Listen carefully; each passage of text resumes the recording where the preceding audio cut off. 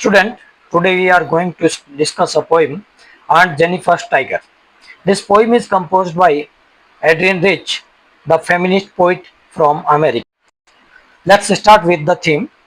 In this poem, the main theme is oppression of woman in married life in all over the world.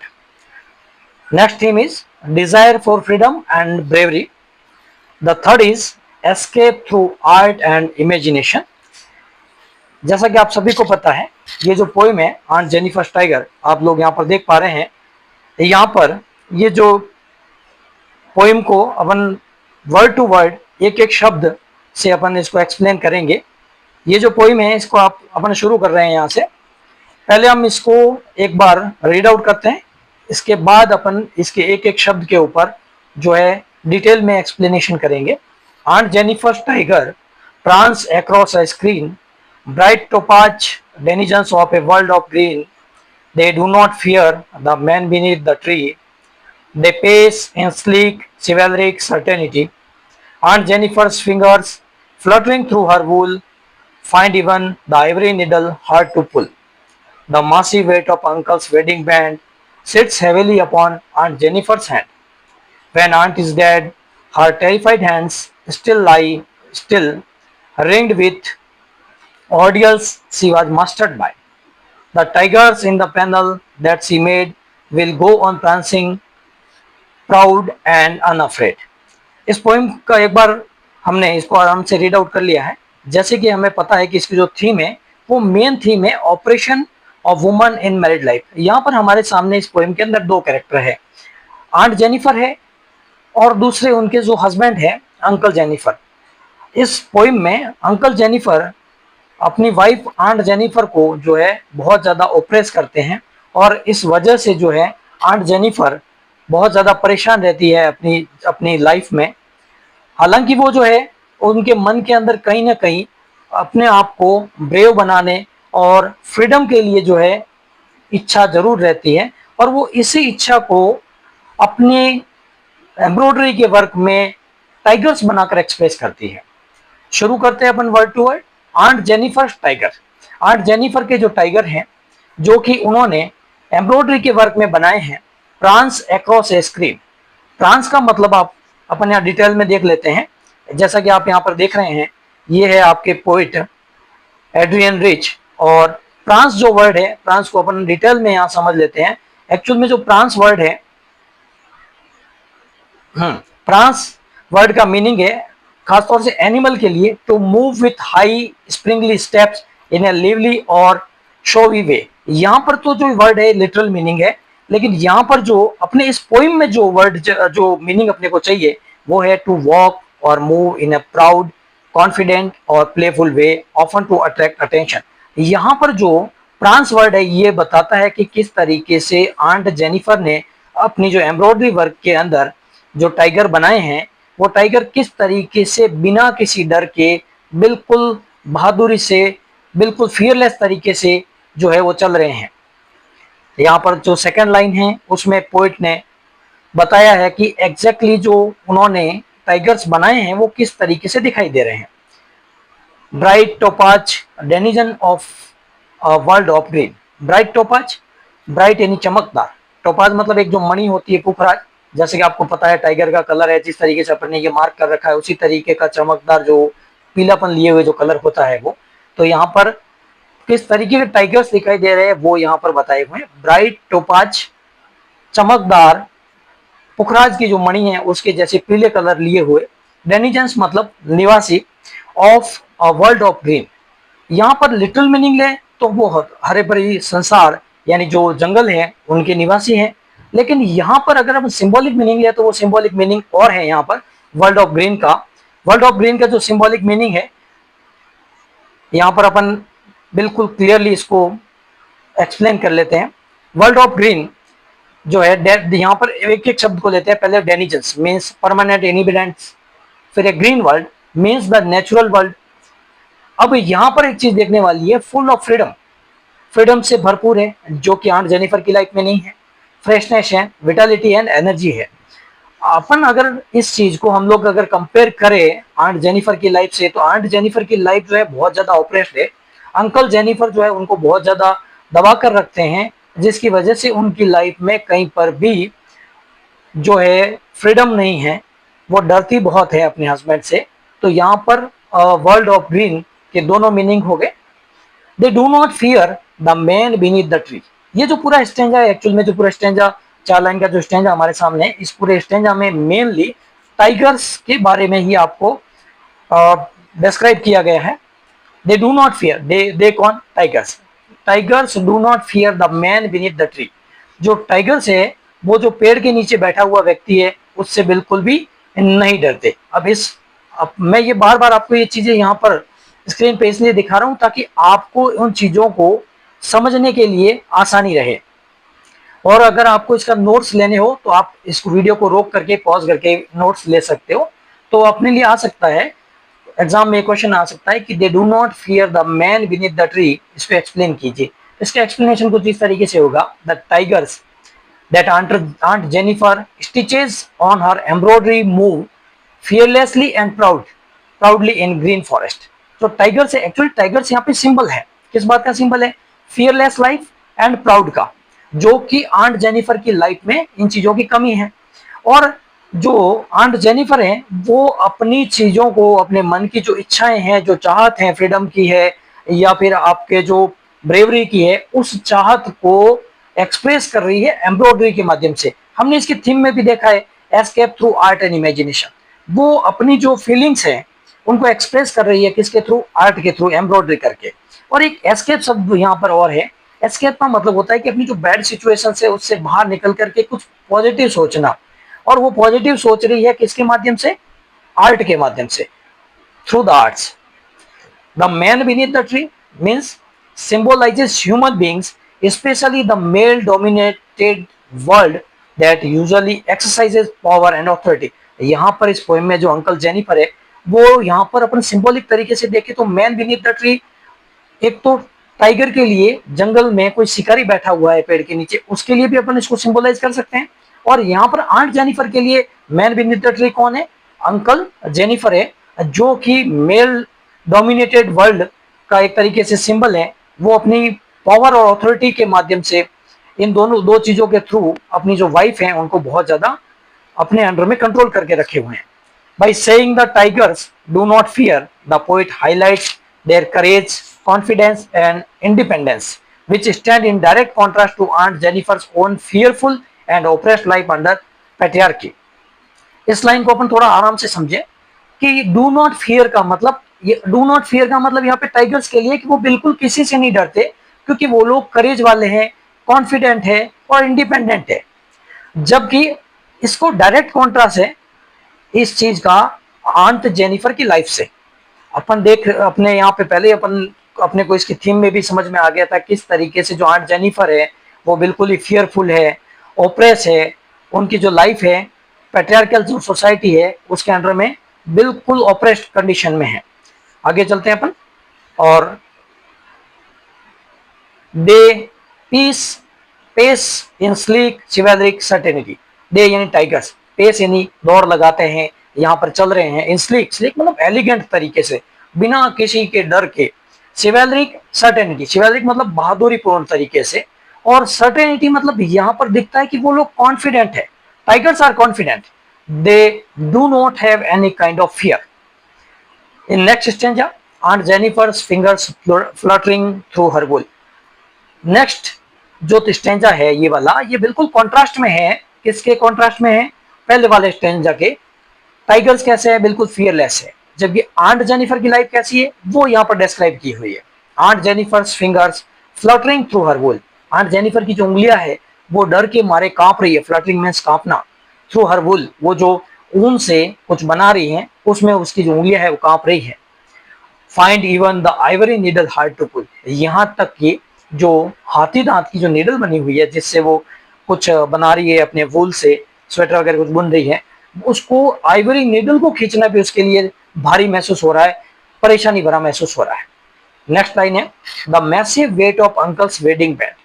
अब यहाँ पर इसको थोड़ा सा अपने को और ज्यादा अच्छे से एक्सप्लेन करने की जरूरत है क्योंकि ये एग्जाम में आ सकता है।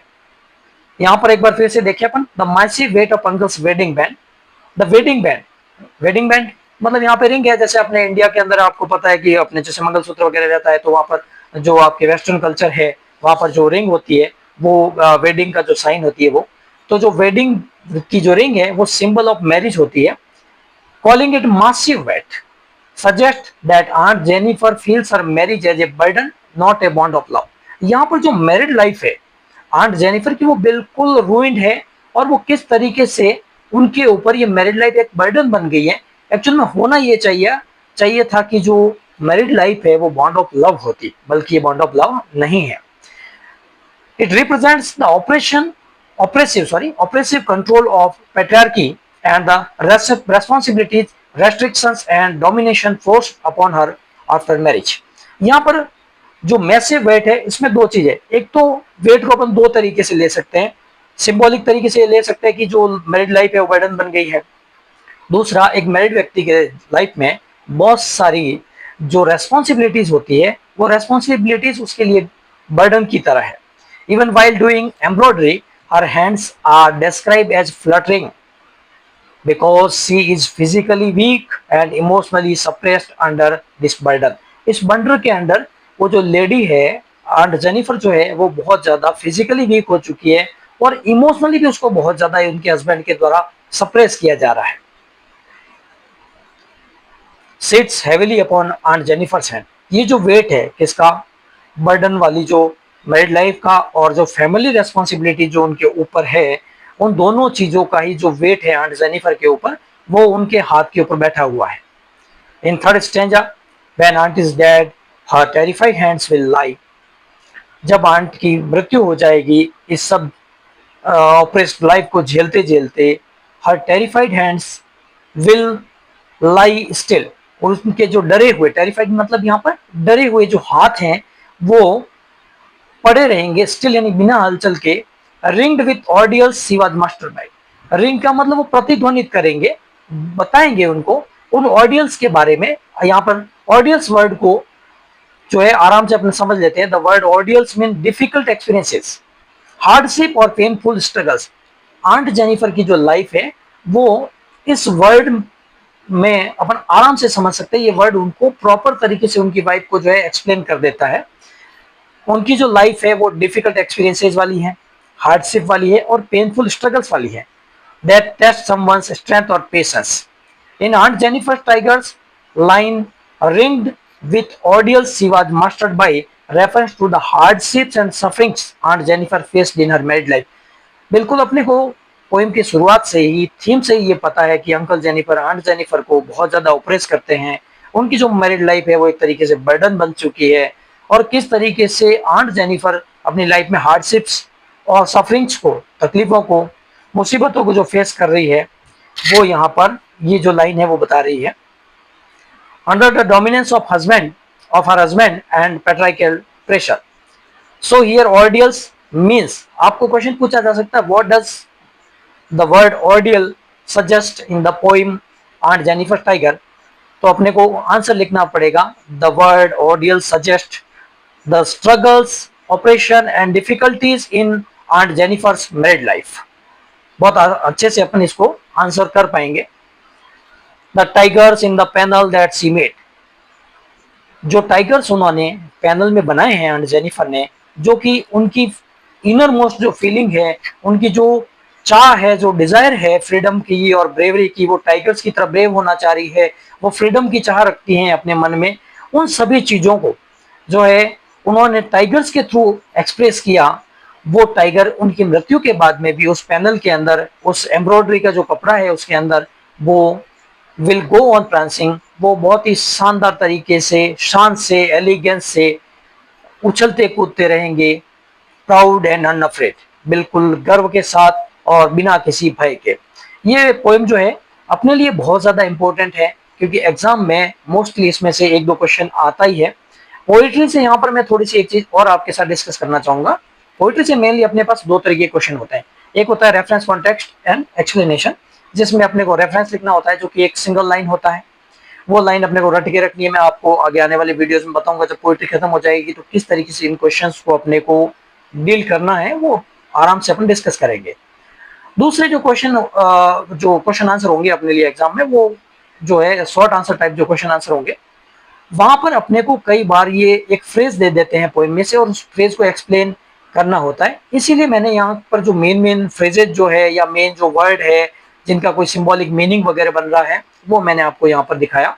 आप लोग आराम से जो है मैंने 3-4 चीजें यहाँ पर जो बताई है उनको आप देख सकते हो और इनको जो है नोट्स ले सकते हो। जैसे फ्रांस वर्ड क्या है, फ्रांस किस तरीके से पीपल के लिए और एनिमल दोनों के ऊपर किस तरीके से वो अप्लाई हो सकता है। अपने लिए जो ये सेकंड वाला है वो जो है मेनली अपने यहाँ पर काम आने वाला है। उसी तरीके से अपन ने देखा कि किस तरीके से शॉर्ट में सेंट्रल थीम अगर आपसे पूछ ले तो किस तरीके से कुछ एक जो कीवर्ड है वो ध्यान में रखने हैं। क्या कीवर्ड है?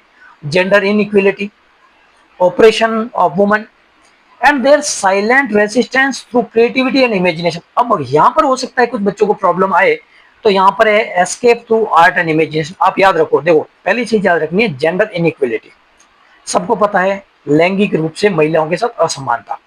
फिर ऑपरेशन ऑफ वुमन, महिलाओं को जो दबाया जाता है, प्रताड़ित किया जाता है वो। और तीसरी चीज जो मैंने आपको बताई, इसको आप एक बार के लिए छोड़ सकते हो, वो है escape through art and imagination. फिर यहाँ पे डेनिजन्स क्या है, ग्रीन वर्ल्ड क्या है, ग्रीन वर्ल्ड का सिंबॉलिक मीनिंग भी है। ग्रीन वर्ल्ड का लिटरल मीनिंग तो हो गया कि वो टाइगर जो है हरी भरी दुनिया में, जो जंगल की दुनिया है उसके अंदर रहते हैं। और ग्रीन वर्ल्ड का सिंबॉलिक मीनिंग हो गया कि full of freedom, freshness, vitality and energy, जहां पर किसी भी टाइप का डर नहीं है। अब यहाँ पर ये जो चीजें हैं आप आराम से इनसे गो थ्रू होकर के इनके नोट्स बना सकते हो। अगली चीज जो हम यहाँ पर देखने वाले हैं वो है यहाँ पर दे do not fear the man beneath the tree. यहाँ पर भी इसके भी दो मीनिंग है। एक तो है कि टाइगर को किल करने के लिए कोई वहां पर मान लो एक कोई शिकारी आया है जो पेड़ के नीचे छुप के बैठा है, वो टाइगर उससे भी नहीं डरता। यहाँ पर आंट जेनिफर के लिए वो मैन कौन है, मैन बीनीथ द ट्री कौन है, उनका हस्बैंड है। तो आराम से अपन इन चीजों को मगअप कर सकते हैं, समझ सकते हैं और अपने एग्जाम के अंदर अपने आंसर को बेहतर तरीके से लिख सकते हैं। फिर है massive weight of the uncle's wedding band, ये सारा एक्सप्लेनेशन अपने सामने है। ये जो छोटी सी पोइम है, इस पोइम से एवरी ईयर कोई ना कोई क्वेश्चन आंसर रहता ही है। आपकी जो पिक्टोरियल मेमोरी के लिए मैं यहाँ पे एड्रिन रिच का मैंने यहाँ पर एक फोटो लगा लिया है आपके सामने। इसके साथ ही साथ एक बार मैं फिर से इस पूरी पोइम को रिवाइज कर देता हूँ आपके लिए। मैं सिर्फ हिंदी में इसको रिवाइज करूंगा line to line. Aunt Jennifer के जो टाइगर्स है जो कि उन्होंने बनाए हैं वो फ्रांस अक्रॉस द स्क्रीन, यानी जो स्क्रीन है उसके आर पार बड़ी आनंदित मुद्रा में विद कॉन्फिडेंस उछल कूद कर रहे हैं। उनका जो रंग है पीले जो पुखराज मणि के जैसा है, टाइगर्स का जो रंग है वो, और वो निवासी है हरी भरी दुनिया के। उनको किसी का डर नहीं है, उस व्यक्ति का भी डर नहीं है जो उनका शिकार करने के लिए पेड़ के नीचे आकर बैठा है। और वो बड़ी शानदार तरीके से बिना डरे विद कॉन्फिडेंस जो है चल रहे हैं। आंट जेनिफर की जो उंगलियां है वो कांपती है उसके, जब वो स्वेटर बना रही है या कुछ ऊन से कुछ बना रही है तब। यहाँ तक कि जो आइवरी नीडल है, जो हाथी दांत की जो अपने सुई है, उसको भी खींचना उसके लिए मुश्किल लग रहा है। अंकल जेनिफर के द्वारा पहनाई गई जो वेडिंग रिंग है, वो वेडिंग रिंग का जो वेट है उनके लिए वो एक तरीके से बर्डन भरी लाइफ हो गई है आंट जेनिफर के लिए। जब आंट जेनिफर ये सब सहते हुए इस दुनिया से चली जाएगी तो उनके जो डरे हुए हाथ हैं वो फिर भी प्रतिध्वनित करेंगे उन हार्डशिप को, उन तकलीफों को, जिन तकलीफों के माध्यम से उसको मास्टर किया गया, उसके ऊपर जो कंट्रोल किया गया, उसको एक तरीके से नियंत्रित किया गया। उन सभी जो तरीके हैं उन तरीकों को उनके मर जाने के बावजूद भी उनके हाथ जो है प्रतिध्वनित करेंगे। जो टाइगर्स उन्होंने अपनी फीलिंग्स को, अपने एस्केप को दिखाने के लिए, फ्रीडम और ब्रेवरी को दिखाने के लिए जो टाइगर्स बनाए हैं, उनकी मृत्यु के बावजूद भी उनकी जो इच्छा है फ्रीडम की, वो उन टाइगर के थ्रू जो पैनल के अंदर आराम से जो कूद रहे होंगे गर्व के साथ और बिना किसी भय के साथ। ये आपके पोएम कंप्लीट हुई और इस पोएम के कंप्लीट होने के बाद में एक दिन जितनी भी अपनी पोएट्री है वो पूरी हो जाएगी। उसके बाद में मैं आपको इन सभी पोएम की समरी जो है इंग्लिश में एक जगह पर करके आपको दे दूंगा। Thank you.